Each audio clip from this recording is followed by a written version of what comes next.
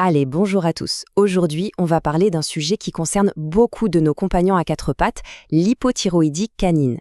C'est une maladie assez fréquente, mais, et c'est ça la bonne nouvelle, elle se traite vraiment très, très bien. C'est une question que beaucoup de propriétaires se posent, vous savez. On voit son chien changer, il a moins d'entrain, et on se dit, c'est l'âge. Mais est-ce que c'est vraiment juste ça? Ou est-ce que ça pourrait être autre chose? C'est souvent le point de départ de toute l'histoire. Et c'est vrai que le scénario est souvent le même, un vrai classique.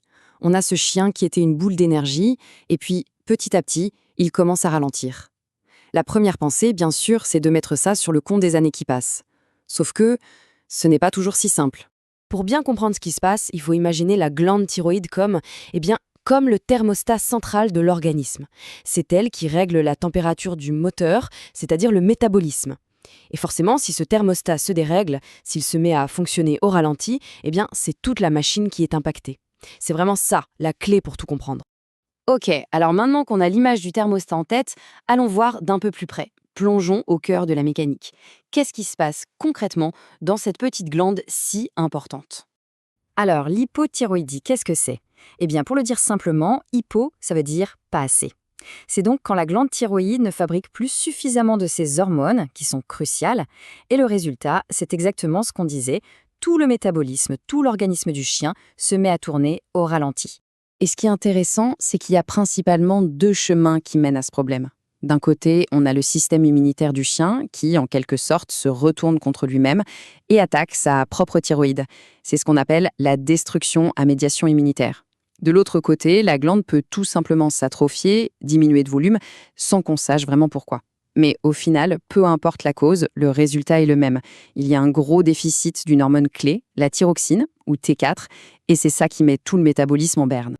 Bon, on a compris la cause, le moteur qui ralentit, mais alors comment est-ce que ça se voit de l'extérieur? Quels sont les signaux d'alarme, les indices que le corps nous envoie? Alors là, regardez bien ces chiffres. Le signe numéro 1, et de très très loin, c'est la léthargie. 76% des cas, c'est énorme. Et c'est justement là qu'est tout le piège, parce que c'est si facile de confondre ça avec un simple coup de vieux. Mais non, c'est un vrai symptôme clinique, un signe majeur. On voit aussi l'obésité, la prise de poids et une moins bonne tolérance à l'effort. Ensuite, un autre très gros indice, c'est tout ce qui touche à la peau et au pelage. Plus de la moitié des chiens, 56%, présentent une perte de poils. Et ce qui est très typique, c'est qu'elle est souvent symétrique des deux côtés du corps. C'est clair que ça ne passe pas inaperçu et c'est souvent ce qui motive une visite chez le vétérinaire. Et même quand les poils ne tombent pas en masse, dans près d'un tiers des cas, c'est la qualité même du pelage qui se dégrade. Il devient sec, terne, cassant. On peut même voir apparaître ce qu'on appelle la queue de rat, quand les poils de la queue tombent. Ça, c'est un signe vraiment très très caractéristique. Et pour finir avec les signes cutanés, chez un chien sur 5, la peau elle-même peut changer, devenir plus foncée par endroits. C'est l'hyperpigmentation. Encore un indice à garder à l'œil. Et attention, parce que ça ne s'arrête pas là. Ce n'est pas juste une question de fatigue ou de pelage.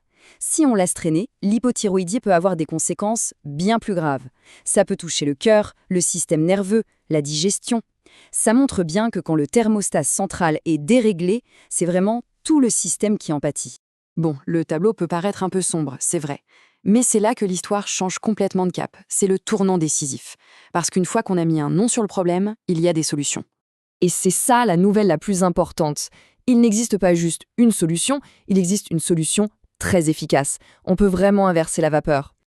Et la voilà, cette solution. C'est une molécule qui s'appelle la lévothyroxine, ou LT4. En fait, c'est tout simple, c'est une hormone de remplacement. On va juste donner au corps, sous forme de médicament, exactement ce qu'il n'arrive plus à fabriquer tout seul. C'est vraiment le traitement de référence, qu'on appelle le gold standard. D'accord, le traitement existe, c'est super. Mais en pratique, au quotidien, comment ça se passe? Comment on gère ça sur le long terme? Voyons comment on met en place cette nouvelle normalité. Eh bien, ce qui est vraiment une bonne nouvelle, c'est la simplicité du traitement pour la grande majorité des chiens. Le plus souvent, un seul comprimé par jour suffit. Et ça, c'est super, parce que c'est facile à gérer au quotidien pour le propriétaire, ce qui aide énormément à bien suivre le traitement. Les cas qui nécessitent 2 prises par jour sont en fait assez rares. Évidemment, on ne donne pas le médicament au hasard. Il y a un suivi, surtout au début, pour trouver le dosage parfait.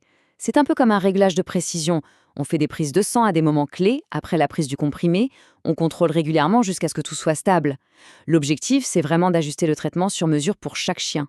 Et quand tous ces réglages sont faits, le résultat est souvent bluffant. On entre vraiment sur le chemin de la guérison avec un pronostic qui est excellent. Le succès du traitement se voit partout. D'abord au niveau biologique, les prises de sang s'améliorent, le cholestérol baisse. Ensuite, au niveau clinique, ce qui est le plus visible, le chien perd du poids, il retrouve son énergie, il a de nouveau envie de jouer. Et enfin, même en profondeur, les autres organes récupèrent. C'est une vraie récupération à 360 degrés. Et tenez-vous bien, regardez ce chiffre.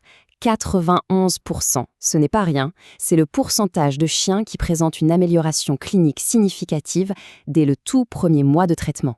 En un mois, c'est absolument spectaculaire. Finalement, tout est résumé dans cette phrase. Le traitement offre une résolution spectaculaire. Et c'est vraiment le mot juste. C'est le message clé à retenir.